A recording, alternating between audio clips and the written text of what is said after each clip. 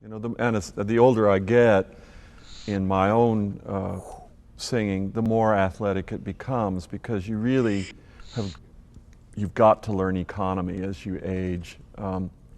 You you can override a lot of physical and emotional entanglements through sheer desire to sing when you're a young person. And you know, I'm sure that I did that. I know I did.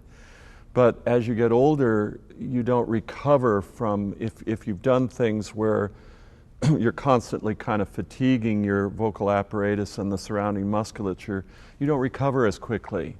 So you really have to learn to just be as simple as possible. And I think just the basic cardio fitness would be, you know, the things that affect breathing are tremendously important, because the one thing you sure don't want to be is short of breath. And if you're chronically short of breath, you're just going to have a lot of trouble singing. But it's also, the athleticism of it is apparent in the need to, for musculature, let me say this a different way.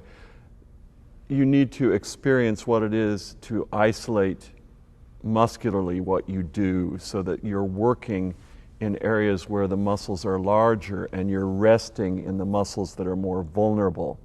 And that just takes a tremendous knowledge of and awareness of body. And I don't think that there are any really great singers who aren't really superb athletes, because I find the single hardest thing when I haven't been singing for a while is just I suppose it would be analogous to a racket swing or a club swing or a bat swing, is to come into your voice with the breath at exactly the right moment, so that your breath really speaks already carried, or your voice speaks being carried on the breath, so that it's not but you're coming in.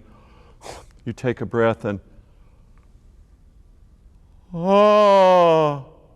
it's not just, it doesn't speak glottally as we're so prone to in English, where every other thing is kind of, I'm doing it right now, is kind of a stop, but that you have the feeling that the entrance of the voice is really a glide, and that it comes from deep down in the body.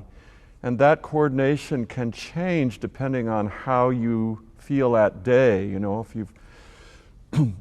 you're breathing good air and you're in good shape and you haven't been out partying the night before, sometimes you wake up and it's just there. You don't think about that coordination. But then there are other days when, you know, you might have done everything perfectly, but you get up in the morning and you feel sluggish and your voice is not very responsive, and it's at that point that you have to practice your swing, so to speak. And that's I think, the basic singing coordination, that everything kind of goes together with a feeling of spontaneity, but it's definitely led from the breath and from a lower place in your body. And then a split second later, you feel it kind of ring up here, and you have no feeling of sensation, particularly in your throat.